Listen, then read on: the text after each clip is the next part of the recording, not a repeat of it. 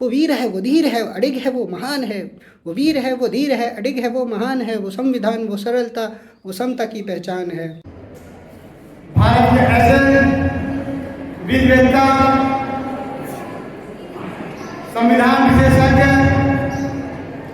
राजनीतिज्ञ, अर्थशास्त्री, भारत के पहले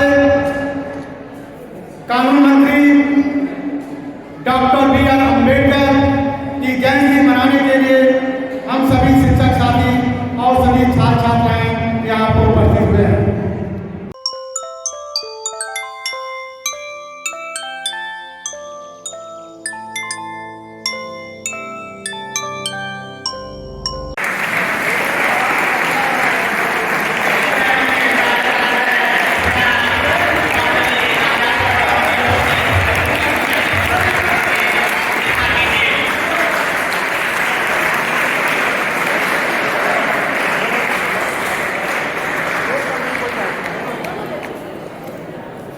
विद्यालय के प्राचार्य महोदय द्वारा अम्बेडकर जी के फोटो पर माल्यार्पण कार्यक्रम किया जा रहा है और माल्यार्पण के बाद प्राचार्य महोदय ने 20 कार्यक्रम को आगामी करेंगे एवं 10 वक्ता उनके द्वारा पुष्पांजलि की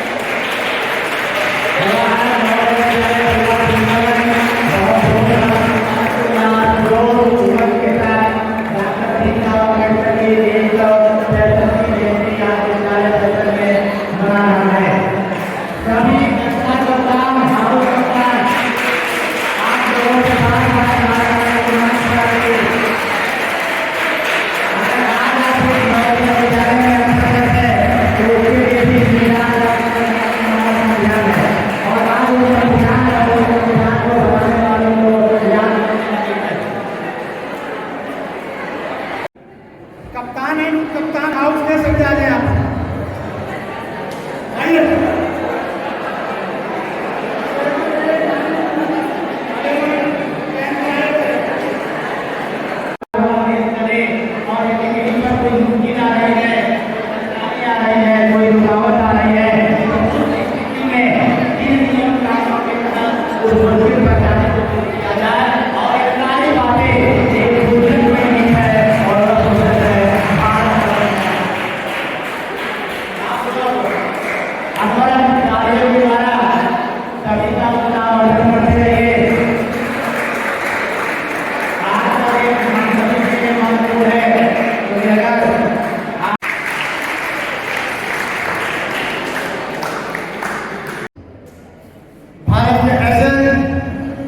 विद्वेता,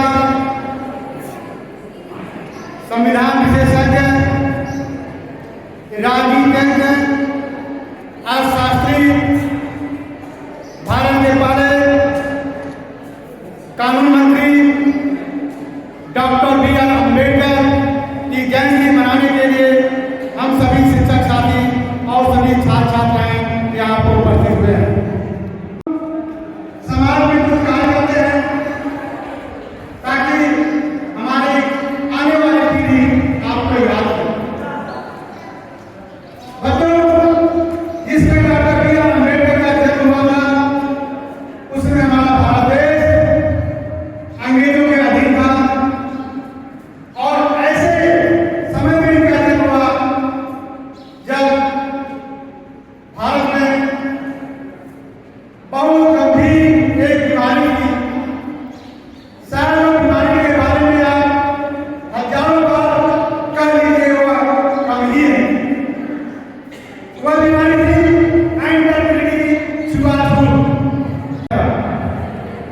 जाके जहाँ पर खड़ी हो। मैं भी वही सब दोहराना चाहता हूँ। आज जो भी कुछ हूँ वो उन्हीं की वजह से हूँ। उन्होंने ऐसा आखिर क्या किया था? उन्होंने जो किया उनके बारे में बताने के लिए, देखिए, किसी के जीवन में दुखों को बढ़ाने के लिए बढ़ाना इतना आसान है जितना किसी समुद्र में पत्थर को फेंकना। वही किसी के जीवन में दुखों को कम करना उतना ही मुश्किल है जितना वो समुद्र में फेंके गए पत्थर को ढूंढना। बाबा साहेब का जो जीवन है वो बहुत मुश्किल समय से गुजरा हुआ है। बाबा साहेब ने शुरू से ही अपने जीवन के प्रारंभिक पलों में ही भेदभाव को झेला। उन्हें क्लास में बैठने की परमिशन नहीं थी। उनको क्लास के बाहर बैठ के क्लास के बाहर बैठाया जाता था। उनको अपने स्वयं से वाणी के लिए इजाजत नहीं थी। उनको संस्कृत सीखने की इजाजत नहीं थी।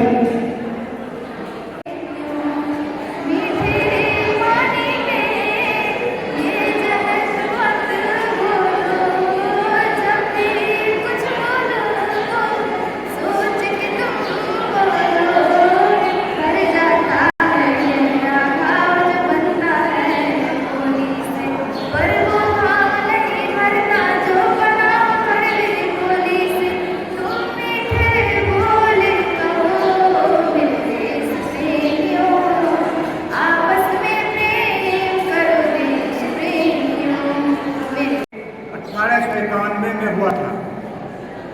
इनका जन्म स्थान महू मध्य प्रदेश था। इनका बचपन का नाम भीवाराम जी सतपाल था। इनके पिता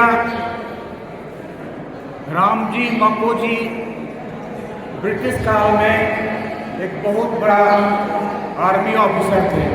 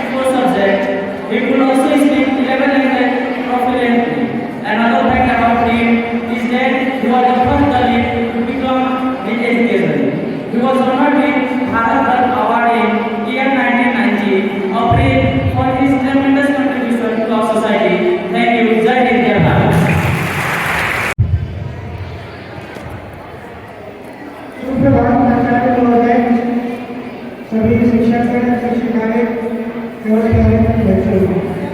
आज 14 अप्रैल है, अम्बेडकर जी की जयंती, और इस उपलक्ष्य पे मैं अपना लिखा हुआ पहला रैप अम्बेडकर जी को समर्पित करना चाहता हूँ, क्योंकि मुझे लगता है कि रैप ही है जो आज के युग में करने की लोगों को प्रेरित करता है।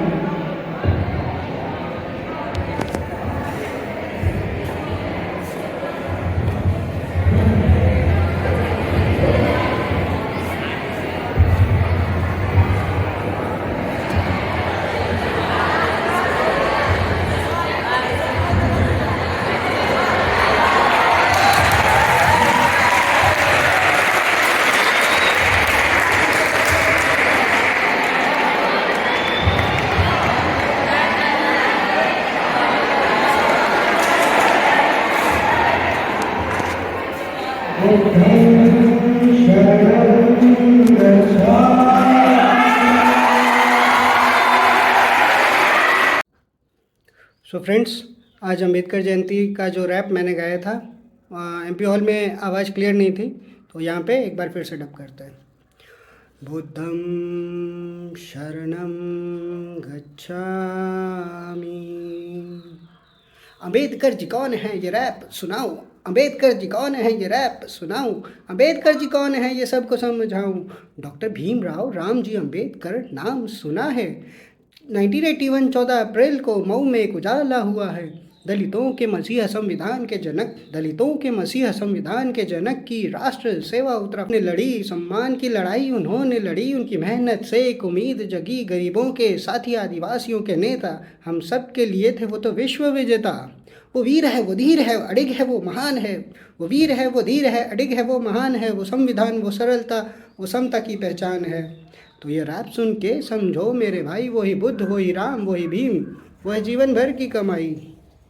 फिर उनकी लाइफ में कुछ ऐसा हुआ जिसने उन्हें सबके लिए प्रेरणा स्रोत बना दिया। जब मिला नहीं पानी घटका, वो घट घट देखो घूम गए। कोलंबिया गए, लंदन गए और येल गए। कक्षा के बाहर रहकर भी जब सीख लिया, उपेक्षा करने वालों का भी दिल जीत लिया। नमन हो ऐसे डॉक्टर को, नमन हो ऐसे अम्बेडकर को। धन्यवाद। जीवन भर व्यक्ति के नाम पर पूरा भारत का संविधान पूरे दुनिया के प्रबल बाबा साहब की परिणाम हमारे प्रचार वाले विद्वान शिक्षकगण और आपके उपस्थित छात्रों, आप सभी को शुभकामनाएं। वोट देने का अधिकार प्राप्त हुआ। जब बाबा साहब की विश्व मंच पर सम्मान मिलता है, बाबा साहब कहते हैं जिसे अपना जुनून से मुक्ति चाहिए उसे लड़ना होगा, और जिसे लड़ना है उसे पहले से करना होगा, क्योंकि ज्ञान के बिना लड़ेगा तो आपकी हार निश्चित है।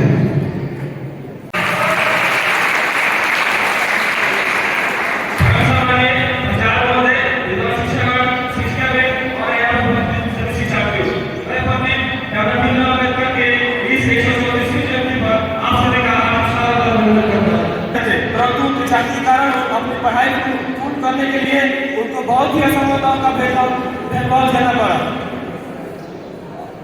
उनको स्कूल में बाकी बच्चों से अलग बैठाया जाता था, परंतु इतनी सारी परेशानियों और कठिनाई होने के बावजूद भी उन्होंने हार नहीं माना और अपनी दृढ़ शक्ति से सारी कठिनाइयों का सामना किया और अपनी आस्था पूर्ण करने के लिए उन्होंने 1912 में लंदन ऑफ स्कूल इकोनॉमिक्स में अर्थशास्त्र किया। लौटने के पश्चात 19 अगस्त 1947 के दिन डॉक्टर भीमराव अम्बेडकर को 7 अन्य सदस्यों का एक स्वतंत्र राष्ट्रीय संविधान मसौदा तैयार करने में नियुक्त किया गया और अंततः उन्होंने 26 नवंबर 1949 को संविधान का कार्य पूर्ण किया। और साथियों, यह संविधान पूरे दुनिया के किसी भी स्वतंत्र देश का सबसे उत्कृष्ट संविधान के रूप में सामने आया। और साथियों, शिक्षा के इन्हीं बातों पे उन्होंने एक लाइन बोला जो मुझे बहुत अच्छी लगी, शायद आपको भी बहुत अच्छी लगेगी। उन्होंने कहा है कि शिक्षा उस व्यक्ति का दूध है, शिक्षा उस व्यक्ति का दूध है जो पिएगा वो नहाएगा।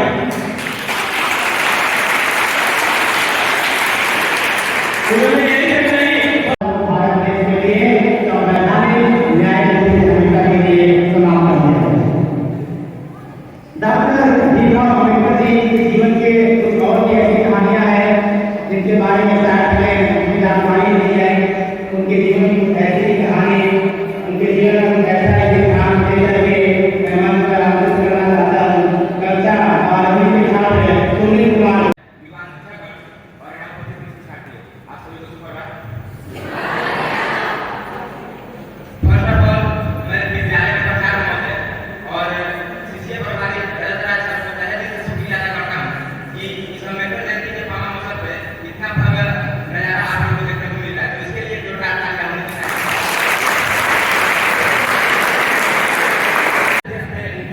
जयंती मनाई जा रही है। भारत के इतिहास में अम्बेडकर जी एक उल्लेखनीय व्यक्ति थे। उन्होंने अपना जीवन सामाजिक न्याय, समानता और हाशिए पर रहने वाले समुदायों के अधिकारों के लिए समर्पित कर दिया। हम सभी भली भांति परिचित हैं कि हमारे भारत के संविधान को देने में अम्बेडकर जी ने एक महत्वपूर्ण भूमिका निभाई। भारतीय संविधान की मसौदी समिति के अध्यक्ष के रूप में अम्बेडकर ने स्वतंत्र भारत के मौलिक कार्यों को तैयार करने में महत्वपूर्ण भूमिका निभाई। उन्होंने यह सुनिश्चित किया कि संविधान में सामाजिक न्याय, समानता और अस्पृश्यता के प्रावधान शामिल हो। उन्होंने भारतीय संविधान के अनुच्छेद 32 को भारतीय संविधान का आत्मा का दर्जा दिया। डॉक्टर भीमराव अम्बेडकर की विरासत में अन्याय के खिलाफ खड़े होने, उत्पीड़नों के अधिकारों की वकालत करने और अधिक समावेशी और न्यायसंगत दुनिया की दिशा में काम करने के लिए प्रेरित करती है। इनकी कहानी हमें याद दिलाती है कि एक व्यक्ति का दृढ़ संकल्प और साहस बदलाव की अलग जगा सकता है और इतिहास पर एक अमिट छाप छोड़ सकता है। और अंत में हम यही कहेंगे कि आइए हम उनके संदेशों को याद करें कि प्रत्येक व्यक्ति का सम्मान, समानता और अपनी क्षमता को पूरा करने का अवसर का हकदार है, चाहे उसकी पृष्ठभूमि कुछ भी हो, और हम सभी मिलकर अपने देश को आगे बढ़ाएं। धन्यवाद।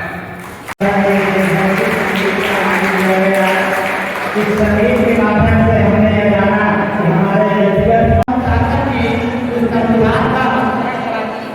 संस्कारी शक्ति हमारे देश को बांटने की तरफ सोच या विचार नहीं कर पाई। आज के कार्यक्रम में सबसे पहले मैं मंच पर आमंत्रित करता हूँ अमेरिका एवं अतिथि को एक सुमधुर गीत के साथ।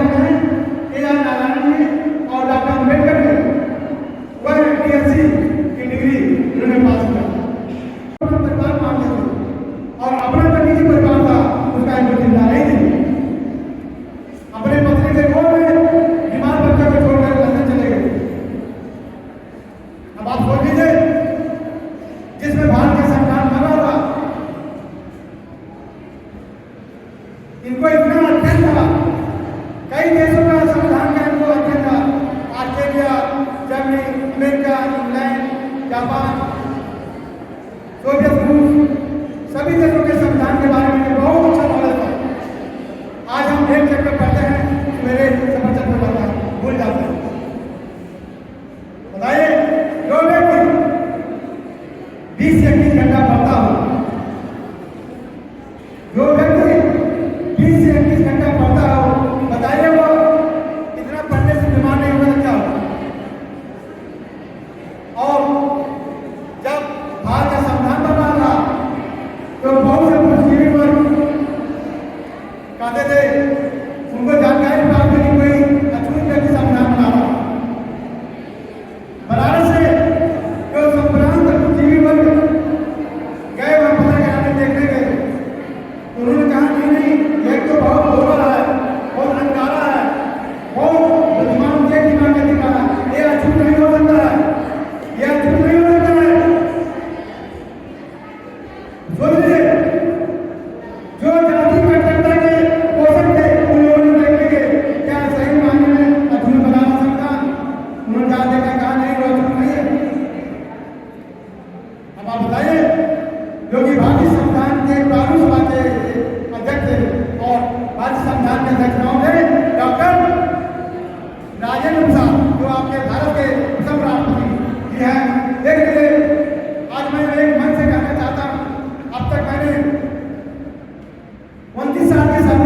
कोई ऐसा आर्टिस्ट नहीं देखा।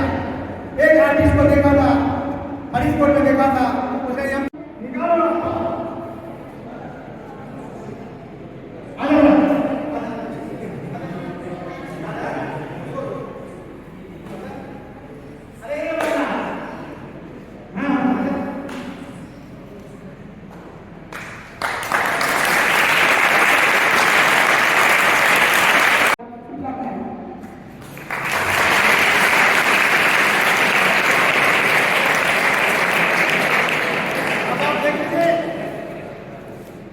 अब ये बच्चा जिस किसी के हाउस का है, मैं चाहूंगा कि इस बच्चे को माननीय असेंबली में जरूर लाएं। अब मेरी भावना को समझ रहे होंगे, ताकि किसी छात्र को ऐसा ना लगे कि मुझे नहीं असेंबली में शामिल होने दिया जाए।